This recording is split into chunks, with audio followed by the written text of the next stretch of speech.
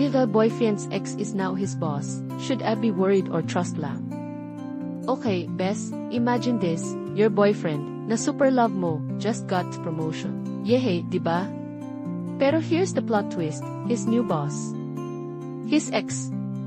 At first, I was like, okay lang to, professional naman sila. Pero syempre, di rin maiwasan na ma-conscious ako. Like, hello. Siya yung first love ni boyfriend, the one that got away, the girl na dati niyang iniyakan. Kulang na lang inominate siya for Best Actress sa Heartbreak category. I tried to act cool. Kapag kinukwento ni boyfriend yung work, parang wala lang ako. Pero deep inside, parang may nagba-background music ng suspense thriller. Then one night, I casually asked, kamusta naman si Ma'am X? He laughed and said, okay naman. Minsan strict, minsan chill. Pero di naman kami masyadong nag-uusap. Sounds safe, di ba? Pero bakit parang may something?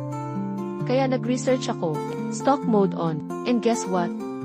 Wala naman siyang pinupost na sketchy, no heart reacts from my boyfriend, no secret meetings after work. So far, so good. Pero syempre, hindi ko rin maiwasan mag-worry. What if may unfinished business sila?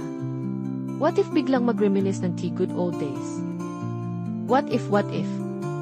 Then realized, if I let the insecurities win, baka ako mismo yung mag-ruin ng relationship namin. Kaya instead of overthinking, I decided to trust him. Kasi kung mahal niya talaga ako, wala akong dapat ipag-alala, diba?